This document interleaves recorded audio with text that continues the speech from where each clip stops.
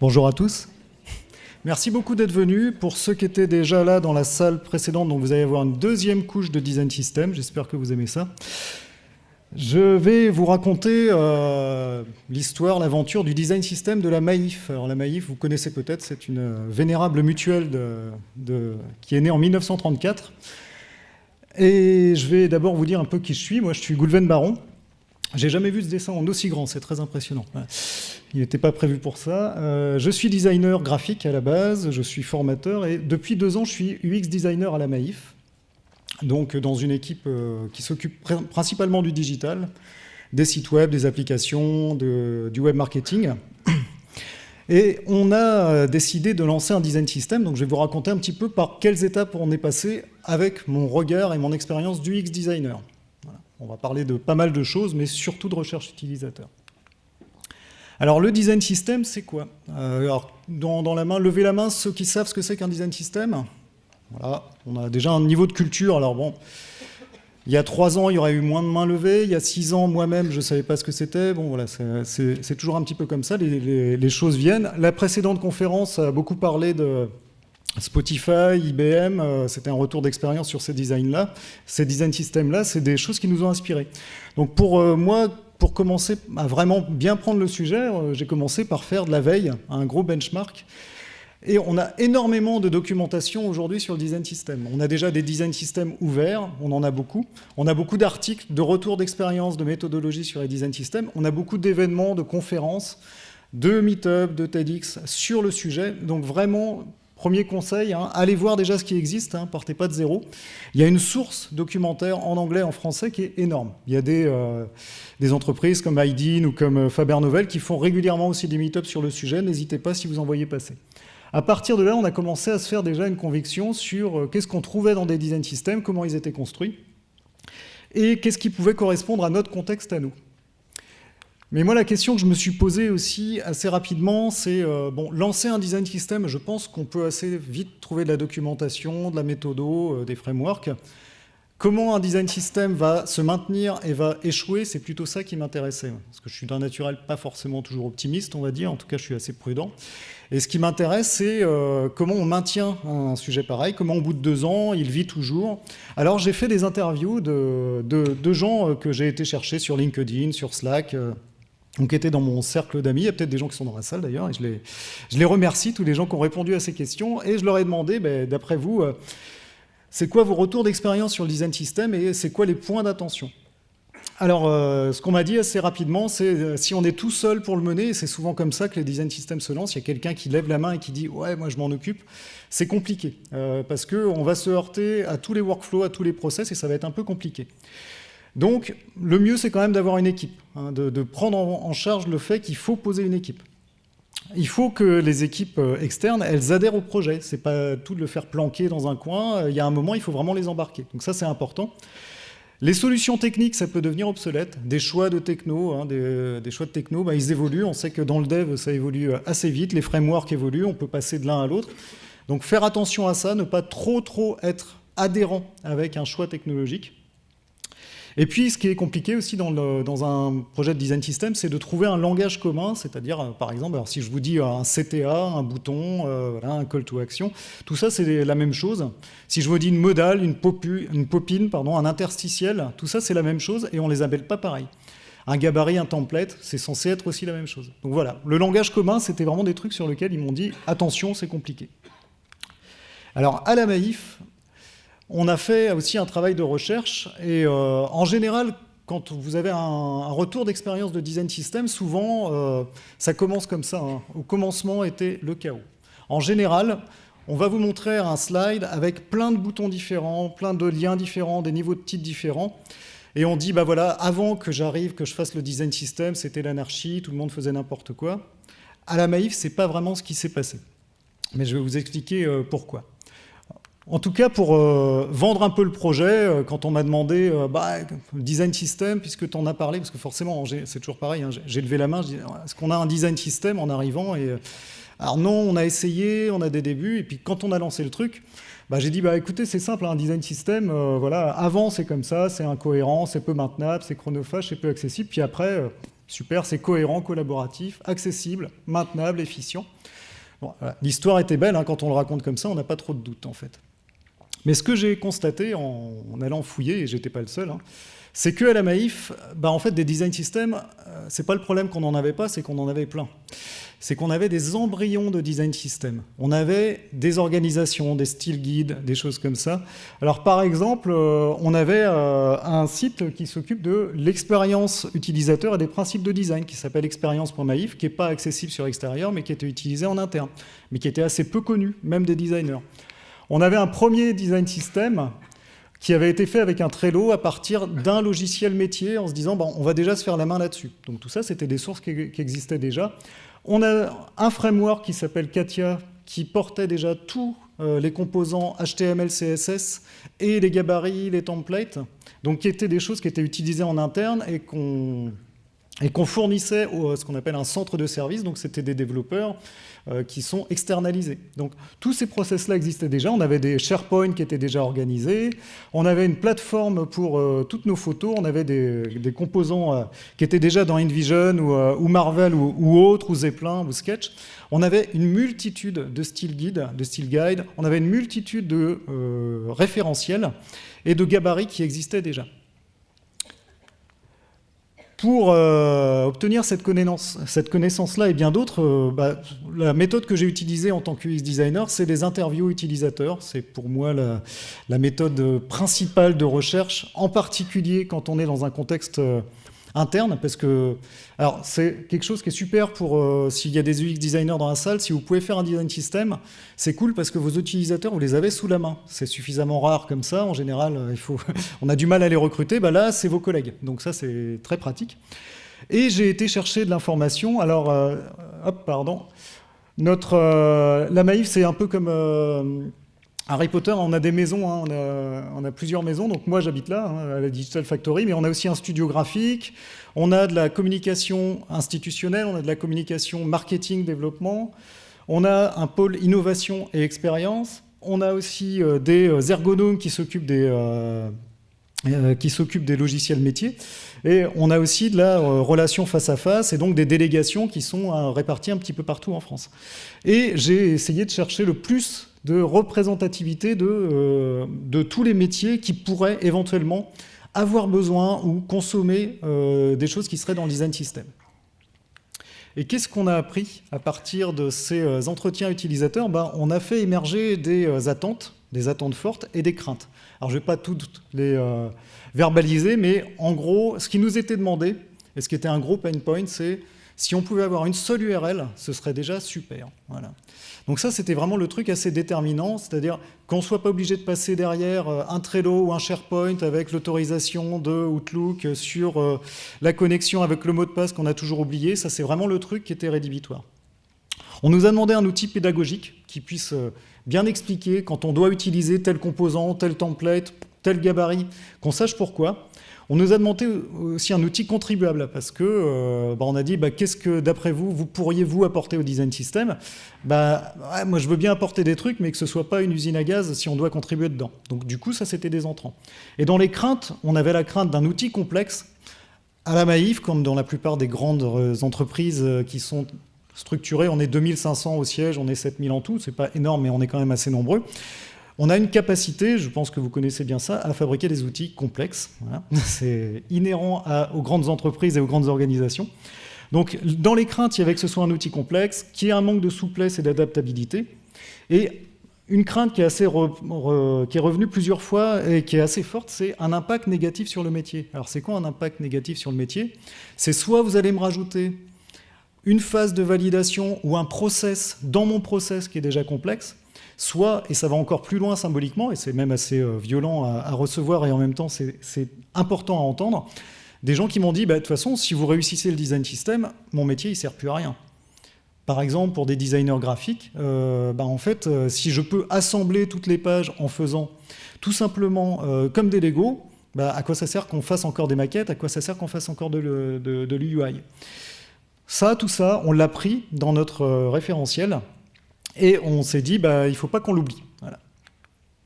Et alors, un camembert moche, mais un camembert authentique, hein, de la vraie donnée issue de Excel, voilà, et, avec une esthétique PowerPoint. Et lorsque tu utilises une ressource, sais-tu si elle est à jour ou validée? Ben, vous voyez, on a 3 grands groupes. Alors les data scientists dans la salle ont remarqué que l'échantillon est de 6 personnes, 5 personnes et 6 personnes, mais je peux vous garantir qu'on peut inférer à partir de ça s'applique partout. Non, je ne sais pas si c'est validé, ou parfois je sais si c'est validé ou pas. Voilà. Ça, c'est un chiffre qui était important. Et un autre chiffre qui est encore plus parlant, c'est est-ce que tu as l'impression de refaire de l'existant? Voilà.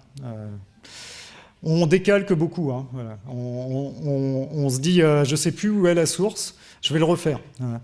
Je ne sais plus où est ce picto, je vais le refaire. Je ne sais plus où est ce masque PowerPoint, je vais le refaire, ça ira plus vite. Parce que si je dois demander à la personne qui sait où c'est, ça va être long. Bon, ça, c'était des entrants importants pour nous dans la manière dont on a commencé ce chantier du design system. Donc, on a lancé ce chantier. Alors, quand je dis « on », c'est vrai que moi, j'ai levé la main à un moment en disant « c'est quoi un design system ?» Mais, comme je vous l'ai dit, il y avait déjà des initiatives qui étaient prises et on a la chance, sur le canal digital à la Maïf, d'être très écouté sur le design, d'être très écouté sur la tech. Et il était acté que c'était un projet, qu'on aurait des moyens pour le faire. Donc on a pu constituer une vraie équipe. Alors, elle a été à géométrie variable. Là, je donne une sorte d'image un petit peu globale de la constitution de l'équipe du design system. On a considéré, nous, dès le début, que c'était un produit. Donc on a mis un product owner, en l'occurrence une product owner, parce qu'on s'est dit que ça allait porter quand même pas mal de complexité. Donc un UX accompagné du référent UX avec lequel j'ai beaucoup bossé, 2 front dev et 2 UI, dont à la base il y a au moins un front dev, un UI. Alors il faut savoir que la particularité qu'on a, c'est que les gens qui constituent l'équipe cœur du design system, ce sont les référents chez nous. Donc on a le référent des UX, on a le référent des intégrateurs et on a le référent des UI. Alors l'avantage, c'est que c'est des gens qui connaissent extrêmement bien la boîte, qui connaissent très bien nos produits, et qui en plus dialoguent tout le temps avec les autres UX, les autres UI, les autres intégrateurs, les autres front dev. Donc ils sont en prise réelle. Le souci, et j'aurai l'occasion de revenir dessus après, c'est que c'est des gens qui sont en général déjà très très occupés. Et de leur rajouter cette tâche-là, c'est un peu complexe. On s'en est rendu compte que c'était un petit peu complexe. Donc ça, c'est pour l'équipe cœur. Moi, j'étais le seul qui était à temps plein dessus au début. Et c'était un luxe, hein, et ça a été vraiment structurant. Une équipe élargie d'experts. Alors là, par exemple, je vous ai parlé d'ergonomes. On a aussi de l'éditique, on a des gens qui font que de l'emailing à la Maïf, on a des gens qui font que de la vidéo. On a besoin de cette expertise-là par rapport à ce qu'on pourra mettre dans le design system, parce que nous, on ne va pas la porter avec notre casquette de fabricant de site web, on va dire. Pour caricaturer un petit peu, c'est notre métier, c'est ce qu'on fait tous les jours. Ça, c'est l'équipe élargie d'experts. Alors, au début du projet, on s'est dit, il nous en faudra, on n'avait pas encore mis des noms dessus. Petit à petit, c'est venu en essayant d'aller chercher les personnes. Et des contributeurs, contributrices, donc là, c'est tous les gens dont on se dit, ils ont quelque chose à apporter, peut-être tout simplement parce qu'ils ont le bon fichier qui est réutilisé tout le temps. Ça, c'était pour l'équipe. Et ensuite, le sujet qui s'est posé, c'est le sujet de l'arborescence. Alors, c'est un gros sujet dans les design systems. Je ne sais pas si vous avez déjà travaillé dans ce genre sur ce genre de tâches, mais l'arborescence, donc comment on a fonctionné? On a été voir les entités, en fait, on a été voir les différentes maisons, et on a fait des tris de cartes. Alors, très concrètement, on commence toujours par dire, d'après toi, qu'est-ce qu'on va pouvoir mettre par rapport au métier que vous faites? Et puis, on fait émerger plein de cartes, et puis on commence à créer des catégories, et puis des sous-catégories. Et comme ça, on va le faire partout. Et le travail après, c'est de faire une méta-arborescence qui va essayer de trouver une logique dans tout ça. Une logique, une structure mentale qui fait qu'on va comprendre que pour avoir le tout petit post-it bleu, sachant qu'il y en a encore d'autres couleurs en dessous, des sous-catégories, on va se rattacher à une catégorie principale. On a fait un choix, nous, pour le coup, qui mériterait d'être challengé et qui est souvent challengé, de dire on va avoir une grosse partie principale qui est l'identité de marque et les principes de design qui va être transverse à tout le monde dans toute la boîte. Et ensuite, on a des interfaces publiques. Alors, les interfaces publiques, c'est à qui on s'adresse. En l'occurrence, c'est nos sociétaires, nos prospects, vous, le public, hein, à part Aurélien là-bas qui travaille à la Maïf, donc lui, il n'a pas le droit. Mais sinon, pour les autres, on est clairement dans les interfaces publiques, donc c'est les sites web, tout ce qui va être communication. Et les interfaces collaborateurs, ça va être la communication interne, les outils internes. Parce que, en tout cas chez nous, c'est peut-être pas le cas dans toutes les entreprises, chez nous, on a vraiment des designers qui travaillent que sur les outils internes, on a des développeurs qui travaillent que sur les outils internes, on a des product owners qui sont que sur les outils internes. Donc c'est pas les mêmes équipes. Donc on a vraiment ça représente en fait ce qu'on est et notre structure. Ensuite, on a dû faire un choix pour savoir qu'est-ce qui allait porter le design system. Alors, l'éternel débat, on l'a eu. Est-ce qu'on développe from scratch? C'était le cas de notre framework, je vous en ai parlé là, de Katia, dans lequel on trouve déjà nos composants HTML, CSS. Ça a été développé par le lead intégrateur et il a tout fait tout seul. C'est du statique, hein, c'est pas du tout un CMS. Nous, par rapport à notre recherche utilisateur, on savait qu'on avait un certain nombre de critères, donc on s'est fait une matrice de choix. On a essayé plusieurs outils, puis on a fini par se dire, bon, on en retient 3 par rapport à tout ce qu'on s'est dit, et on prend celui qui approche le plus proche du bord de toutes nos dimensions. Donc là, je vous laisse parcourir un petit peu, hein, mais on savait qu'on voulait un outil qui soit contribuable, on voulait un outil qui nous permettent aussi de porter des liens, des plugins Sketch, des choses comme ça. Donc on a regardé ce qui existait sur le marché, puis on a fait le choix de Frontify, qui est un CMS dédié au style guide. Ça ne sert qu'à ça, mais ça le fait plutôt pas mal. Et on s'est dit, ben, on va le tester. Et on va le tester donc avec une version bêta. Alors là, avec toute la recherche qu'on avait fait, les tris de cartes, l'arborescence, les interviews, on avait déjà beaucoup de matière. Des choses qui étaient dans des PDF, des choses qui étaient en ligne, des choses qui étaient dans des PowerPoint. Donc j'ai passé pas mal de semaines au carré à faire des copier-coller, à ressaisir, à re-rédiger des textes. Et on a mis le maximum de contenu possible, mais un peu brut de décoffrage, hein, sans forcément le rechallenger, en se disant, ça c'est comme ça que la boîte fonctionne jusqu'ici, déjà on expose ça et on voit si c'est cohérent. Et on a commencé à refaire une phase de recherche utilisateur avec des bêta-testeurs. Alors pourquoi des bêta-testeurs? 2 raisons. On voulait d'abord tester notre choix technologique de l'outil Frontify. On voulait aussi tester les contenus, puisque comme je vous l'ai dit, on ne les avait pas rechallengés, donc ils méritaient d'être un petit peu affinés. Tout n'était pas justifié dedans, loin de là. Et une 3e raison qui est un peu plus pragmatique, Frontify, on avait pris un abonnement, mais soit on l'ouvrait tout au public, soit on avait 30 utilisateurs qui pouvaient y accéder. Donc on s'est dit, 30 c'est bien, ça va être nos bêta-testeurs. Et on a été les chercher dans les différentes maisons, familles à qui on voulait s'adresser. Et donc ces premiers bêta-testeurs nous ont fait des retours sur la forme, hein, trouvaient que c'était pas forcément très joli, très agréable. Ils nous ont fait des retours sur l'arborescence. Je ne m'attendais pas à trouver ça ici, je l'aurais mis ailleurs. Donc on s'est dit, il faut peut-être qu'on travaille nos liens, nos choses comme ça. Ils nous ont fait des retours sur l'affordance, le moteur de recherche, le Picto, ils ne le voyaient pas, voilà, ou ils ne l'utilisaient pas. J'ai découvert aussi que la stratégie de recherche, c'est assez complexe. Je vous invite à consulter le modèle de Bates si vous voulez vous y intéresser, c'est assez intéressant. On a plein de stratégies différentes. Et puis des problèmes de contenu, hein. Il manquait vraiment des bonnes pratiques concernant l'utilisation. On a eu des bons retours aussi. La partie interface publique, c'est super. J'ai trouvé des éléments métiers que j'avais jamais vus. Donc ça, c'était aussi le but, hein, de porter à la connaissance notre culture commune dans un seul outil. Et puis j'aime beaucoup les do and don't. Donc ça, on savait que c'était un élément fort, structurant dans un design system, hein. Je peux faire, je ne peux pas faire, pourquoi, voilà. Et puis des attentes, hein. Je voudrais plus d'éléments UI, je voudrais plus... ça, c'est une vue qui est trop développeur, pas pour moi, etc. Et nous, on a fait nos feedbacks aussi côté équipe cœur, parce que ça faisait un moment qu'on contribuait dans l'outil, qu'on l'avait trituré un peu dans tous les sens. 2 feedbacks principaux. Un feedback plutôt lié au légal, on va dire, et à la technique. L'hébergement de Frontify se fait aux États-Unis. Ce n'est pas un outil qu'on peut héberger soi-même. Vous allez le voir après, ça nous a posé des problèmes de droit et d'être dans les clous par rapport aux objectifs de Amaïf, d'être hébergé en Europe. Donc ça, c'était un premier truc. Ensuite, on avait un problème d'arborescence. Le Frontify permettait de descendre qu'à 3 niveaux d'arborescence, ce qui est assez faible par rapport à la complexité qu'on avait. Alors du coup, on avait branché 3 design systems Frontify entre eux, mais le moteur de recherche n'était pas commun aux 3. On avait souvent des gens qui étaient perdus dans un design system, qui ne savaient pas comment remonter jusqu'au premier, même si on avait hacké le bouton principal pour qu'il mène aux 3. Bon, c'était du bricolage, c'était pas très propre. Là, on en était à un stade où on s'est dit, bon, on a quand même pas mal bossé, on s'est fait pas mal de convictions, on sait vers quoi on va aller, et puis Et puis il nous est arrivé ça. Alors ça, c'était le nom de code qu'avaient donné mes collègues au projet sur lequel on a bossé pendant plusieurs mois. Ils appelaient ça le projet Voldemort parce qu'on n'avait pas le droit de dire son nom.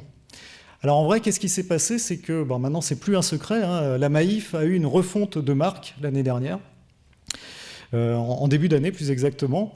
Donc une refonte de marque, c'était un changement de logo, mais pas que, c'était assez structurant. Et l'équipe qui a travaillé là-dessus, on lui a demandé de travailler en secret. Mais quand je dis en secret, c'est on ne parle pas aux collègues, on ne parle pas à notre famille. Hein. Nos familles respectives ont vécu avec des agents secrets pendant plusieurs mois. Donc on a signé des NDA, on avait un badge spécial pour entrer dans une salle spéciale qui était déconnectée du reste du workflow. De manière en fait à ce qu'on soit sûr qu'on ait une révélation absolument bien contrôlée le jour J. Et alors l'objectif, hein, à la Maïf, il se trouve qu'on a une galaxie de sites, de partenaires, de sites satellites. On a énormément de partenariats et ça, voilà, ça ressemblait un petit peu à ça avant, ça ressemblait même exactement à ça. L'idée, c'était à la fois de faire une refonte de marque, de refonte d'identité graphique. C'était aussi en lien avec notre plan stratégique, puisqu'on est en train de devenir entreprise à mission. Là. Bon, je ne vais pas revendre le truc, mais Tech for Good, on est beaucoup là-dedans à la Maïf. Donc, et rationaliser un petit peu tout ce qu'on avait. Donc, pour faire ça, on a travaillé un petit peu, clairement, hein, comme des taupes. Hein, on a travaillé caché pendant des mois et on a fait toute une refonte. Alors, pour le coup, c'était une refonte un pour un, c'est-à-dire un logo à un endroit, on le remplace par le nouveau logo. Un picto à un endroit, on le remplace par le picto qui est à la bonne couleur. On n'a pas fait un travail on va dire d'affinage ou de choix dans nos composants. Deux composants qui font la même chose, eh ben on a refait les deux. Parce qu'on n'avait pas le choix en termes de timing et de moyens, c'était pas possible de lancer en même temps une refonte.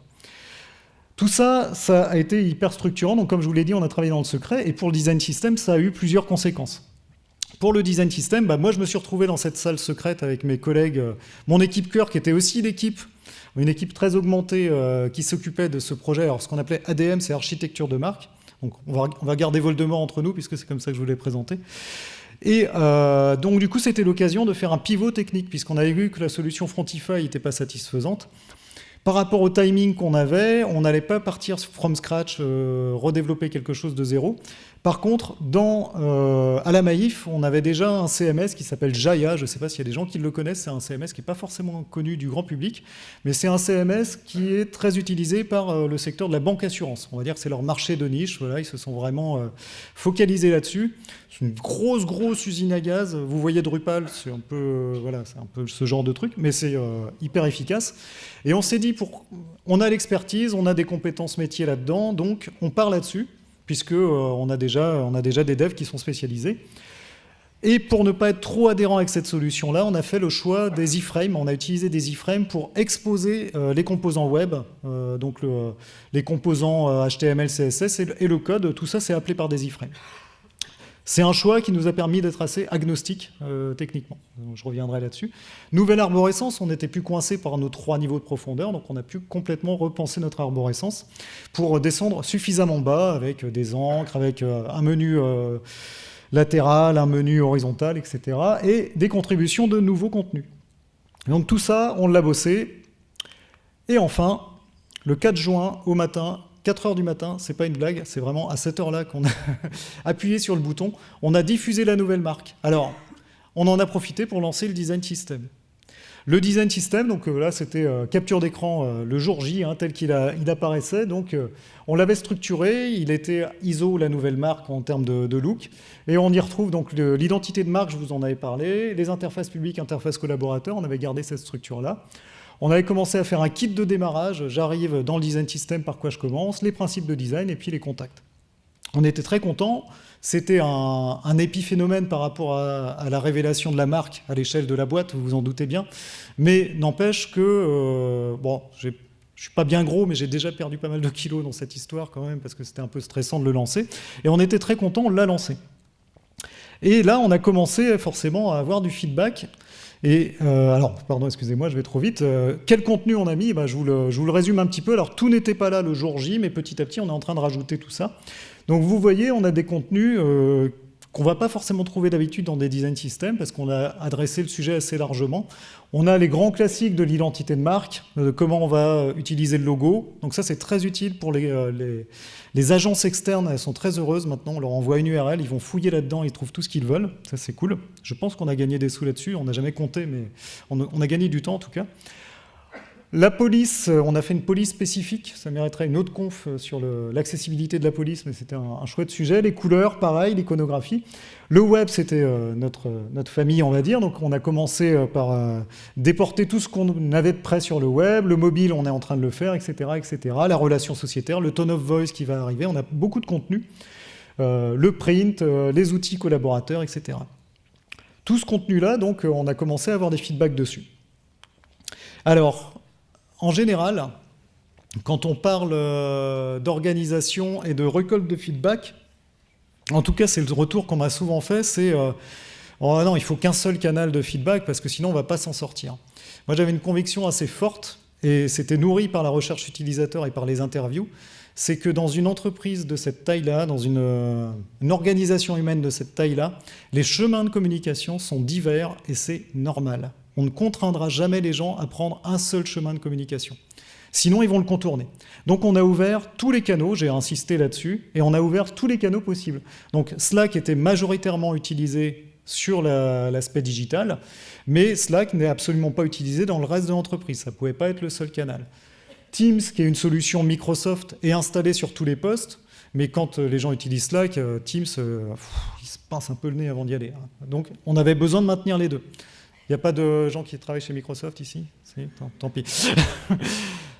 Yammer, c'est un réseau interne d'entreprise, c'est un réseau social d'entreprise. Vous les connaissez peut-être, vous l'avez peut-être dans votre boîte. C'est un super truc. Nous, on avait beaucoup communiqué dessus, donc on a un channel, une chaîne sur Yammer. On a un mail dédié. On a installé Crisp, qui est un petit outil de feedback qu'on branche sur le site comme intercom. C'est une petite bulle de chat en direct. Et donc, on récupère les questions qui sont posées en direct ou en asynchrone. Et puis, on peut y répondre, on peut les qualifier. Nos numéros de téléphone sont dans nos signatures. Les gens ne se privent pas de nous appeler directement. Et puis, ce qui marche beaucoup, c'est la machine à café. Voilà. On a beaucoup de retours sur le design system oraux. Et ça, c'est vraiment un truc qui est très important. Je ne pense pas que ce soit une spécificité de la Maïf, mais la Maïf, la culture de l'oral est hyper importante. Vraiment, on parle énormément, on fait énormément de réunions, énormément de communication, et on ne trace pas toujours tout par écrit. Voilà. Alexandre Jubien, qui est un ami que vous connaissez peut-être, il a une phrase, il dit « La parole, c'est fait pour se comprendre, l'écrit, c'est fait pour se souvenir. » Quand il manque la moitié, ça marche moins bien. Et on a fait beaucoup de conférences internes, on a beaucoup fait ce qu'on a appelé la démultiplication, c'est-à-dire on a expliqué ce qu'était le design system dans plein de réunions. On a été prendre notre bâton de pèlerin avec ma product owner. C'est surtout nous deux qui avons porté ça, de dire voilà, le design system maintenant il existe et voilà comment il fonctionne. Sur les premiers feedbacks, les retours qu'on a eu, on a eu quelques surprises, quelques bonnes surprises. Alors là, vous voyez cette page-là, c'est la page qui a été la plus visitée du design system. Pourquoi ça a été la page la plus visitée du design system? Alors, on a été stratégique, mais on ne le savait même pas. Au moment où on a fait le tour de tout ce qu'on pourrait mettre dans le design system au tout début, de manière à ce que les gens y aillent, il se trouve que tous les salariés Maïf, ils ont une signature email. Jusqu'ici, c'était chacun faisait un peu à sa sauce, il copiait-collait le logo, ou alors il copiait-collait le logo de sa propre entité, qui avait elle-même son propre logo, qui n'avait rien à voir avec la Maïf, etc. Donc on s'est dit, là, on en profite pour bien unifier les signatures mail, mais on va faciliter le truc. On va faire une page où les gens, ils n'auront plus qu'à faire un copier-coller. Et donc, on a fait cette page avec la signature email. C'est la page où les 7000 salariés Maïf sont passés dans la première semaine. Ils sont tous passés par là. Donc, au moins, ils sont tous passés par le design system. Alors, je peux vous le dire maintenant, quelques mois après, que j'ai des collègues, quand je leur en parle, je leur dis « t'es passé par le design system ». Non, je ne sais pas ce que c'est du tout. Mais si, regarde cette page-là. Ah, c'est ça le design system. Voilà, parce qu'ils en ont eu un usage hyper spécifique. N'empêche que, voilà, ça c'est un truc qui était assez intéressant. On en a d'autres, on a le masque PowerPoint qu'on a mis dedans, on a les gabarits Word, donc on est loin de ce qu'on voit d'habitude dans des design systems, mais ça a eu de la valeur pour embarquer l'entreprise. Ça, c'était cool, ça, c'était bien, voilà, c'était une bonne... Alors, par contre, on s'est mis à faire du SAV sur l'installation des signatures dans Outlook. C'était pas forcément la meilleure partie, mais bon, Comment on fait un copier-coller, voilà. Alors, petite histoire aussi, petite digression. Là où on s'est foiré, c'est que les postes Windows par défaut sont sur Windows 7 avec IE6. On n'avait pas une compatibilité nickel sur IE6, vous vous en doutez. Donc on a dû bricoler un petit peu pour que ça passe. Mais bon, on l'a fait. Donc ça, c'était cool, première bonne surprise. Mais parce qu'il y a toujours un mail, il y en a même plusieurs. Et c'est là que vous allez voir que ça peut paraître paradoxal. La partie qu'on a la moins bien servie, eh ben c'est nous, c'est les concepteurs web. C'est la partie conception web pour les UX, les UI, les intégrateurs. Pourquoi ? Il y a plusieurs raisons. La première raison, c'est parce que les workflows existaient déjà. Imparfaits, certes, divers, variés, gérant plusieurs problèmes, mais ils existaient déjà. Et on aurait pu être radical en disant on coupe, par exemple, on coupe le framework Katia et on dit maintenant vous ne passez que par le design system. On a été pragmatique et prudent, on s'est dit non, on ne coupe rien, on laisse plusieurs canaux et petit à petit on va rapatrier. Et ça c'était vraiment important pour nous, mais du coup il n'y avait pas besoin de passer par le design system. Ensuite, pour être tout à fait honnête aussi, le contenu n'est pas à la hauteur des espérances qu'on met dedans sur les justifications, sur les do and don't. Sur les hauts niveaux, vous pourrez le visiter, hein, peut-être certains et certaines curieuses l'ont déjà fait. Vous verrez que sur les hauts niveaux, on est assez didactique, on explique des choses. Dès qu'on va dans la profondeur, en fait, on a plutôt un inventaire à l'après-vert, on a des listes de composants les uns sous les autres qui ne sont pas structurés, qui ne sont pas architecturés, parce qu'on n'a pas fait le taf, en fait. Et donc le taf, il faudra qu'on le fasse. Donc ça, on le sait. Et c'est clair que les prochains chantiers, c'est ça, et on est en train de bosser dessus. On réembarque les devs, les UX, les UI. Et alors là, c'est aussi un effet pervers, on va dire, de Voldemort, c'est-à-dire que forcément, comme on a bossé en secret pendant des mois, nos collègues, ils ont dû tout prendre d'un coup. Ils ont pris la nouvelle marque et ils ont pris le design system.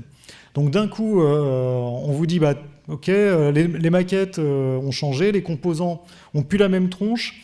Et en plus, vous avez un nouvel outil pour savoir comment ça fonctionnait. Donc voilà, l'accompagnement, là, on s'est un peu foiré. Là, parce que, je ne vais pas prêcher pour ma paroisse, mais on a mis moins d'UX dans cette partie-là. Quand on bosse planqué, c'est difficile de faire de l'UX. Et enfin, l'organisation. Ça, c'est le gros morceau, l'organisation. Alors l'organisation, on y avait pensé, forcément, on n'était pas parti de zéro. L'organisation, avant même l'architecture de marque, on y pensait. Pendant l'architecture de marque, on y pensait. Et puis moi, j'avais commencé à réfléchir avec des use cases. Donc vous voyez, c'est assez simple à suivre. La personne, elle a besoin d'un composant, c'est une UX. Elle voit le composant, elle dit oui, mais moi, c'est pas ce que je veux. J'aurais voulu ça avec des petits switches. Et puis on lui dit oui, alors soit non, tu peux pas. Si tu peux pas, etc. Et le processus va nourrir l'équipe cœur, etc. Donc ça ressemble un petit peu à ça. Vous êtes d'accord ?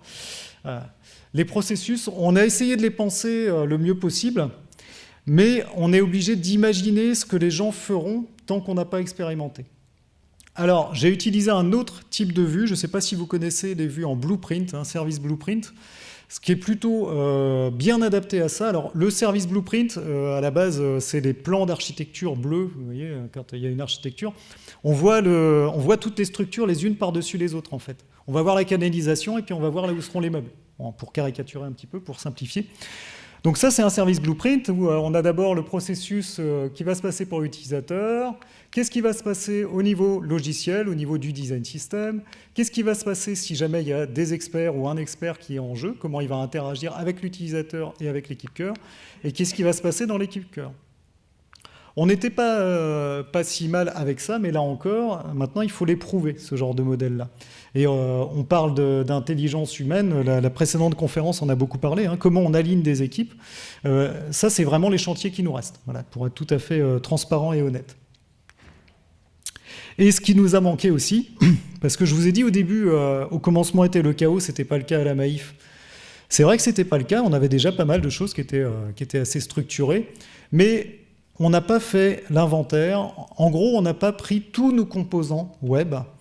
On n'a pas fait des captures d'écran, on n'a pas mis tout ça sur un mur et on s'est dit ça et ça, c'est la même chose. Ou ça et ça ressemble, mais ça ne fait pas la même chose. Ou ça, c'est un composant qui est utilisé de manière complètement unitaire, ou celui-là, il est complètement industrialisable, tout le monde peut l'utiliser. On n'a pas fait ce travail-là parce que on n'a pas pris le temps, on n'a pas pris le luxe de le faire, et on s'en mord un petit peu les doigts aujourd'hui.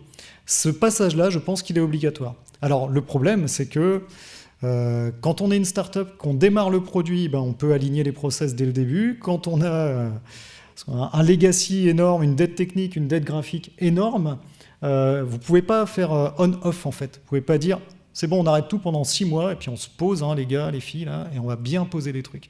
Je me rappelle d'une conférence de d'une interview de Céline Martineau qui bossait pour Mano Mano, dans son entreprise, ils ont fait ça, ils ont fait une sorte de break technique pour faire une montée de version, et elle disait, on a utilisé un petit mot de code, on disait Winter is coming, c'était la pire idée qu'on a eue, les gens ont complètement déprimé, ils avaient peur, etc. C'est très anxiogène de s'arrêter, c'est très anxiogène de se dire, on va devoir se poser. Bon, nous, on va essayer de le faire en flux tendu et petit à petit de rapatrier la connaissance. Bon, ça tombe bien, on est en train de faire une refonte maintenant de nos parcours, donc on va essayer d'en profiter. Du temps pour le faire, ça c'est vraiment important.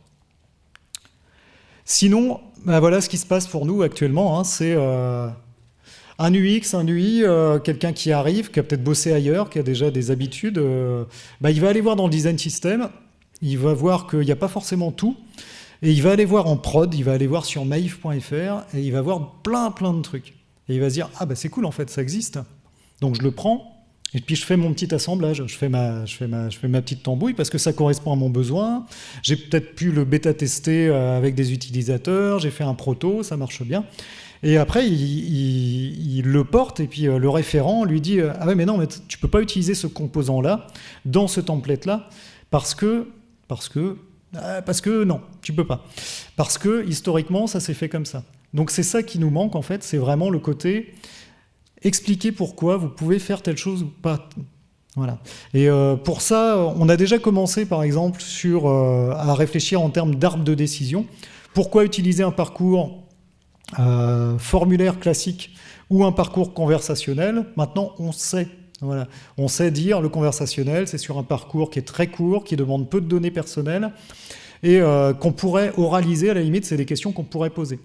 Et puis, dès que vous passez au-delà de ça, si vous devez faire une souscription en conversationnel, peut-être c'est pas une bonne idée, c'est beaucoup trop long. En plus, dans l'assurance, ça marche moins bien. Donc voilà, on essaye de faire ça, mais il faut qu'on aille jusqu'au pourquoi utiliser le bouton primaire, secondaire, enfin ça on l'a fait bien sûr, mais il faut qu'on aille jusqu'à ce détail-là. Et vraiment pour qu'on puisse avoir des gens qui soient autonomes. Quelques enseignements un petit peu globaux par rapport à toute l'histoire que je viens de vous raconter et ce par quoi on est passé. Une équipe cœur, c'est vraiment important. Si jamais vous devez vous lancer là-dedans, alors vous pouvez le faire en franc-tireur, en solo. Je pense que vous allez vous épuiser. Je pense que ça va être compliqué. Je vois quelqu'un qui hoche la tête, là, parce que je sais qu'il est passé par... On en avait déjà parlé. C'est vraiment important d'embarquer des gens et être à minima avec un degré de responsabilité assez haut. C'est pour ça que j'ai mis des sponsors. C'est pas pour avoir des casquettes avec votre logo. C'est vraiment des gens qui sont capables de vous porter et de financer et de dire oui, on y va. Nous, à la Maïf, on les a, ces sponsors-là. Et c'est une grande chance, j'en suis bien conscient. Romain Liberge, si tu m'écoutes par la vidéo, merci. Du temps dédié. Moi, j'ai fait pas mal de choses en temps volé, parce qu'au début, je n'étais pas à 100% dessus. Dès que j'ai été à 100%, je l'ai fait. Maintenant, je ne suis plus à 100% parce que j'ai d'autres projets. Ça redevient du temps un peu volé, c'est compliqué. Et c'est encore plus vrai pour mes collègues qui sont référents ou qui sont sur d'autres projets. Le temps consacré est important. Le temps consacré au design system, c'est vraiment long à faire, en fait. Il faut vraiment en prendre conscience. Mais ça a de la valeur ajoutée. De la recherche utilisateur, je reboucle dessus. Beaucoup de recherche interne. Je pense vraiment que c'est ce qui nous a manqué à certains moments. Ça ne répond pas à tout. Mais de toute façon, il faut comprendre tous les contextes d'usage. C'est vraiment important. La recherche externe, je vous conseille de le faire. Moi, les premières phases d'interview externe que j'ai fait, ça a énormément nourri notre réflexion globale. C'est vraiment important. Du contenu utile de suite, je vous ai parlé du cas de la signature email. Il y a sûrement plein d'autres contenus où en fait, c'est quoi qui est important dans un design system? C'est ce que les gens utilisent souvent et ce qu'ils cherchent souvent. Alors, c'est vrai qu'on pense tout de suite au logo. Je me rappelle que dans les premiers mois, j'avais une collègue qui était au marketing et qui m'a demandé 5 fois « Est-ce que tu peux me renvoyer, là, tu sais, la valise du logo ?» en fait. Donc 5 fois, je lui ai renvoyé le même mail. Et en fait, c'est pas parce que je le gardais pas, c'est juste parce que le bon process, c'était de me demander à moi. Voilà. C'était moi le design system. Je l'étais pas encore, mais ça, c'est vraiment important. C'est regarder bien les usages et qu'est-ce qu'il y a de la valeur ajoutée, et essayer de bien bosser le process pour que ça arrive de manière la plus fluide possible. Identifier les pain points, bien sûr, et pas que du web. Ça, c'est un conseil que je vous donne. Hein. Si vous ne voulez pas être monocanal, quand on n'a qu'un marteau, tous les problèmes ressemblent à des clous. Une entreprise, c'est pas que du web. Sinon, vous réfléchissez en tunnel et vous vous dites « avant, ça ne me concerne pas, après, ça ne me concerne plus ». Votre utilisateur final, lui, il n'a pas une expérience full digital. Ça n'existe pas. Donc, c'est important d'aller voir les usages ailleurs. Les canaux de communication, ouvrez tout. Ça, c'est vraiment le conseil que je vous donne. C'est chronophage. Vous allez vous retrouver à avoir 15 000 notifications le lundi matin sur plein de trucs différents. Et puis, vous centralisez. Alors là, attention au phénomène du buzz factor. Je ne sais pas si vous connaissez. C'est si dans votre équipe, si une personne se fait écraser par un bus, est-ce que vous pouvez toujours travailler? C'est que votre buzz factor est très fort, il est très mauvais. Si par contre la communication elle est partagée, les gens accèdent à l'email, aux différents canaux, et qu'il y a au moins 5 personnes qui peuvent le faire, c'est bon, votre buzz factor il est très bas. Voilà. Et donc ça c'est bien. Ça veut dire que votre équipe elle est autonome, elle peut continuer à bosser. Soyez agnostique sur la technique. Je ne suis pas le premier à le dire, je ne serai sûrement pas le dernier sur le sujet du design system. Je me rappelle d'une conférence d'un Rex de AXA qui expliquait assez bien qu'eux, ils ont parfois des agences qui sont en Afrique avec 15 000 € de budget, pas pour la com, globalement. On ne va pas leur demander d'avoir des Mac avec Sketch, ça n'est pas possible. Donc là, il faut leur donner des composants qu'ils vont pouvoir utiliser avec leur outillage. Nous, on n'a pas le problème à la Baïf. Mais on a vraiment besoin aussi de ne pas être complètement coincé dans une seule techno, dans un seul usage. Et c'est pour ça qu'un bon lien, ça marchera toujours mieux qu'une intégration ratée. Alors je prends le cas, là actuellement, nos développeurs travaillent sur l'exposition de nos API. On a des API qui sont purement à usage interne, et on a quelques API qu'on va ouvrir à l'externe. Ils ont déjà fait un site avec un moteur de recherche qui permet de chercher telle API avec tel degré de précision par rapport à ce qu'on veut faire. On ne va absolument pas redévelopper des trucs. On va faire un lien vers leur plateforme. On va peut-être leur demander de l'adapter un petit peu visuellement pour que le workflow, pour que le flux visuel soit le plus cohérent possible. Mais pour l'instant, c'est tout. On verra après si on intègre. Ce n'est pas la priorité. Ne cassez pas ce qui marche. Voilà. Un bac à sable, alors ça c'est un super enseignement qu'on a eu du design system. Alors c'est aussi parce que nous, on a choisi d'avoir notre propre serveur, on livre quand on veut, et toute proportion gardée, on fait ce qu'on veut dessus. Alors quand il y a une montée de version Jaya, on la prend aussi, mais ce qu'ont fait par exemple les deux front dev, c'est qu'ils ont cherché tous les moyens d'optimiser vraiment la performance des pages dans le design system, en sachant qu'ils ne pourront pas le faire partout sur maïf.fr, mais tout ce qu'ils ont appris, tout ce qu'ils ont chopé comme technique, ils vont nous en faire bénéficier après. Donc ça, c'est super. Voilà, ça, c'est un super bac à sable. Et c'est pareil pour le design. Là, les UI sont en train de repenser les parcours avec des pages, avec des lames où on va pouvoir aller plus vers de l'atomic design parce qu'on en est loin, en fait. On a vraiment des templates assez contraignants. On va le faire dans le design system. On a déjà des nouveaux composants qu'on est en train de développer juste pour nous. Eh ils sont, j'ai plein de collègues qui sont jaloux, quoi. Il est super, là, votre composant super modulaire, comme vous pouvez le mettre dans l'ordre que vous voulez. Petit à petit, on pourra leur livrer. C'est un outil pour tester des hypothèses, un design system. C'est vraiment important. Alors, un enseignement important que vraiment je vous donne, alors c'est aussi une conviction personnelle, et je sais que ça peut être discuté. Pour moi, un design system, ça ne doit pas être un canal de validation. Ça ne doit pas être les fourches codines. Et naturellement, ça a tendance à le devenir. Moi, j'ai des gens, des collègues, qui m'envoient des messages privés sur Slack en me disant je voudrais pousser un truc là, mais je voudrais d'abord que tu me dises si j'ai le droit. C'est pas vraiment comme ça que j'imaginais le truc. J'ai une image pour ça. Parce que des canaux de validation, il y en a plein dans la boîte. Même si on est une entreprise libérée, ouverte, assez horizontale, forcément, il y a des moments où on se dit est-ce que j'ai le droit de bouger le petit doigt parce que je ne sais pas si j'ai le droit. Un design system, si c'est ça, vous allez juste rajouter un degré de complexité que les gens vont contourner. Ça, c'est incontestable. C'est comme ça que ça va se passer.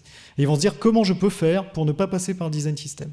Donc, un design system, alors une image que j'utilise souvent en interne, comment on peut faire en sorte que des enfants ne sautent pas par la fenêtre. Vous pouvez mettre des barreaux aux fenêtres, ou vous pouvez leur expliquer que c'est dangereux de sauter par la fenêtre. Un design system, pour moi, c'est pas des barreaux aux fenêtres. Voilà. Des barouilles, on a suffisamment. C'est plutôt expliquer aux gens, et là c'est vraiment une question à la fois de contenu et d'organisation, et c'est là où on a encore du boulot, expliquer aux gens pourquoi c'est bien de faire ça ou pas ça. Les do and don't, c'est la base dans un design system. Les arbres de décision en disant « je veux faire ça, qu'est-ce que j'ai comme solution ?» C'est vraiment l'idéal. Excusez-moi. Hop. Voilà. Donc ça, c'est un truc important pour moi, c'est une conviction personnelle que je vous partage, vous en ferez bien ce que vous voulez, c'est qu'un design system, il doit accompagner, il ne doit pas empêcher de faire. Voilà. De toute façon, les gens feront, ils vont contourner sinon. C'est comme ça, c'est la nature humaine.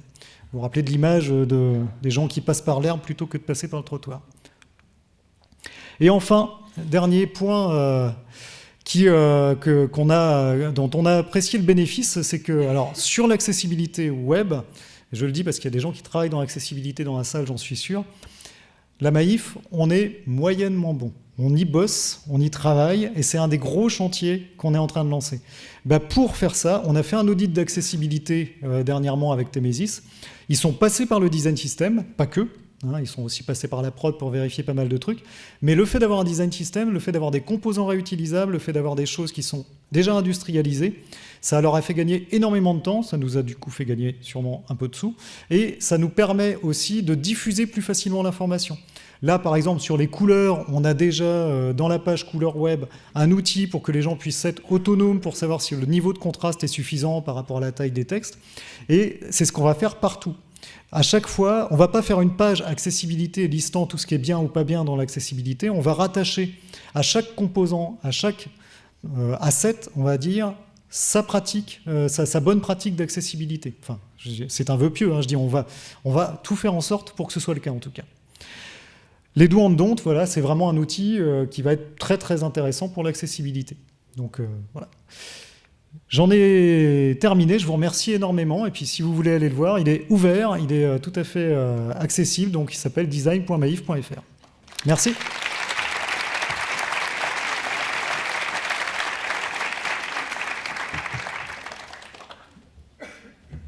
Alors, je ne sais pas si on a le temps pour quelques questions.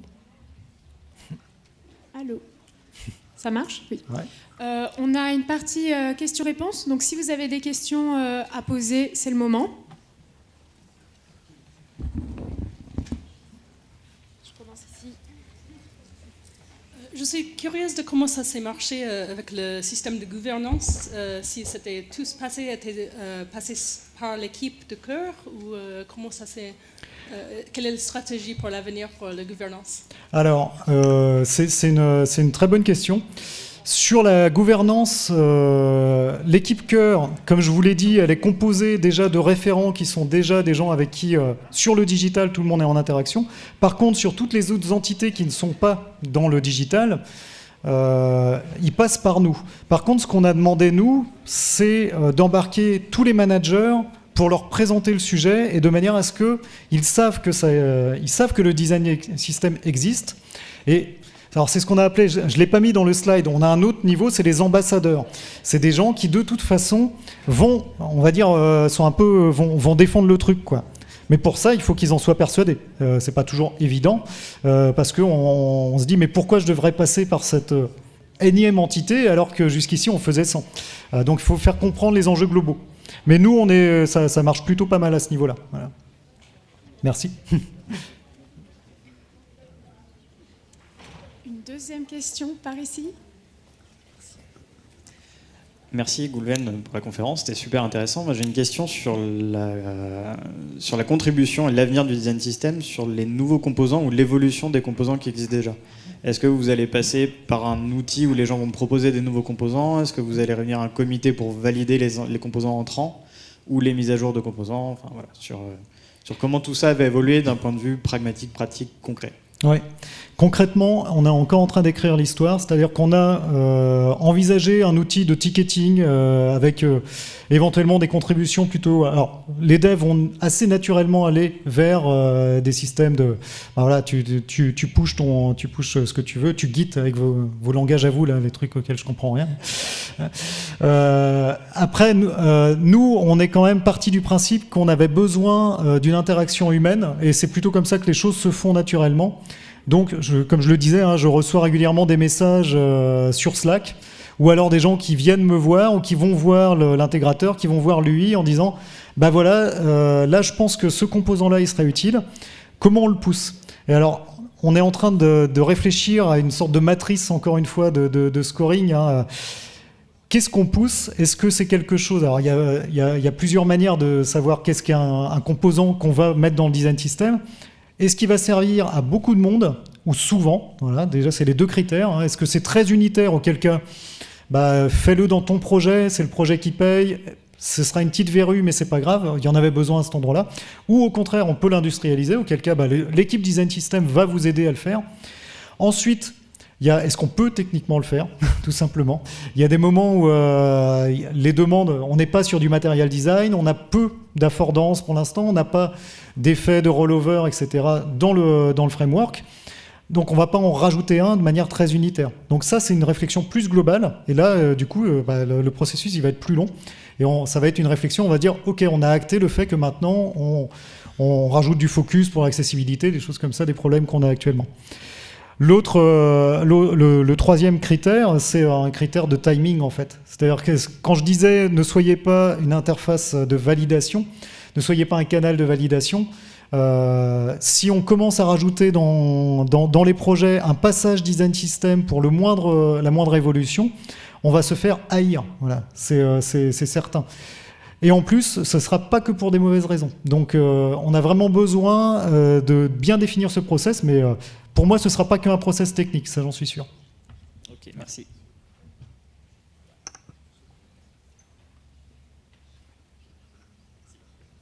Petite question, à partir de quelle taille de boîte c'est intéressant d'avoir un design system? Est-ce que c'est quelque chose qu'on peut mettre en place, par exemple, au lancement d'un projet? Ou est-ce qu'il faut quand même une certaine taille pour que ça ait du sens de le faire? Je pense vraiment que la bonne taille, c'est une personne sur un site. C'est déjà une bonne taille pour faire un design system, ou à minima un style guide, en fait. Déjà de structurer les éléments qu'on va réutiliser. C'est justement pour ça que c'est compliqué dans les grosses entreprises, que même parfois on fait appel à des agences extérieures pour faire des design systems. C'est parce que c'est presque trop tard. C'est parce qu'on a raté. Alors, en même temps, de la documentation, il y en a partout déjà, mais la plupart des startups aujourd'hui, c'est dans leur roadmap, en fait. On commence par poser le design system. Voilà. Il y a des très bonnes confs de Blablacar là-dessus. Ils ont beaucoup bossé sur le sujet. Si vous pouvez en voir, c'est très bien. Oui, bonjour. Merci beaucoup pour la qualité de la conférence. Merci. Et la praticité des enseignements. Moi, j'avais une question. Vous avez souligné qu'il faut du temps, qu'il faut des budgets.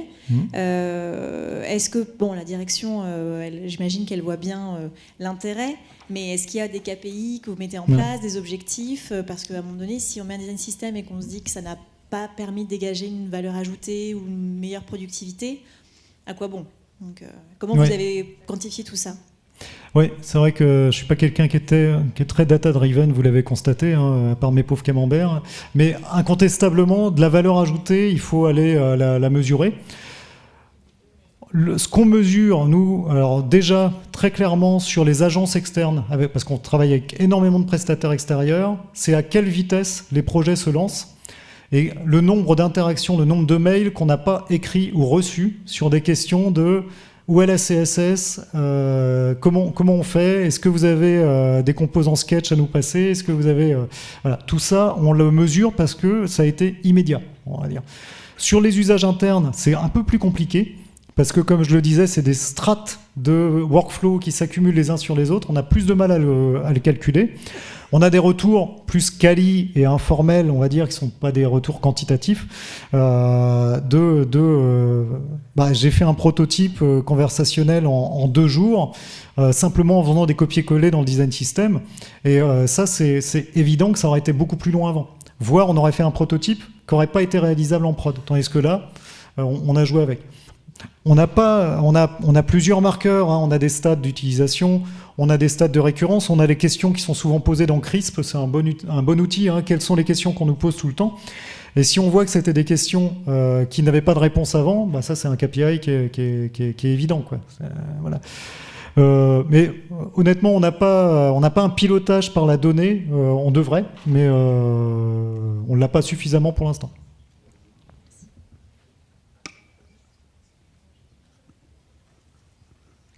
Est-ce qu'il Il y a une autre question. Par ici. Désolée.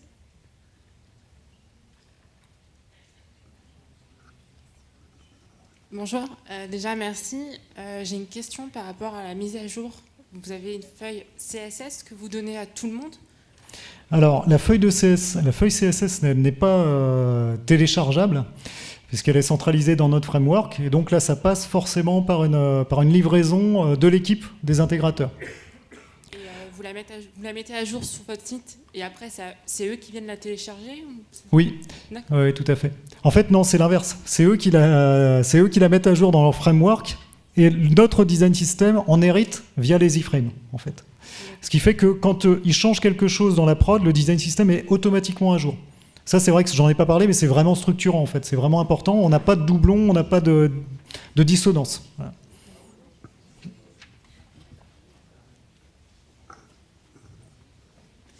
Il y avait une question plus bas. Non. Tout devant. Ah, pardon. Je vous vois.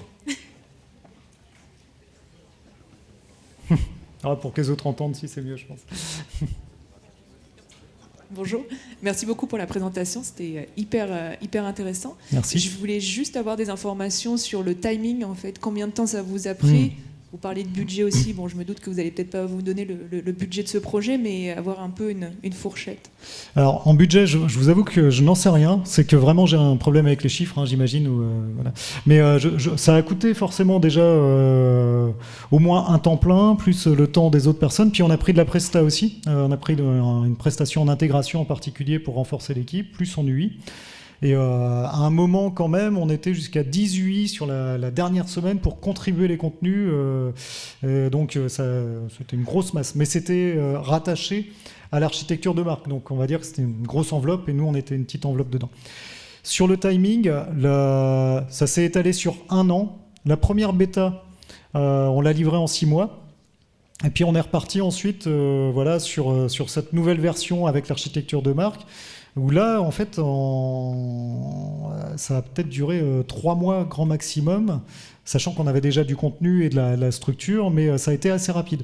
Et là, depuis, ça continue. Mais maintenant, on ne peut plus tant parler de date d'arrivée. Déjà, forcément, un design system, nous, on a eu une date d'arrivée, une date butoir avec une révélation de marque, mais ce n'est pas forcément le cas. Ça peut se faire vraiment au fil de l'eau. Il ne faut pas forcément se dire on a livré le design system. La question qu'on peut se poser, c'est est-ce qu'on le met en public ? Voilà. Ça, c'est une autre question. Et là, c'est structurant puisque tout le monde va le voir et on va voir nos gros pâtés et nos choses comme ça. Mais en termes de budget, je ne saurais pas vous dire. Mais il faut compter en jours hommes, comme on dit dans l'informatique. Je pense qu'il faut au moins 3 jours hommes à temps plein, quoi. Voilà. On a encore le temps pour une autre question. Non, personne ? Bon, merci beaucoup. Merci beaucoup.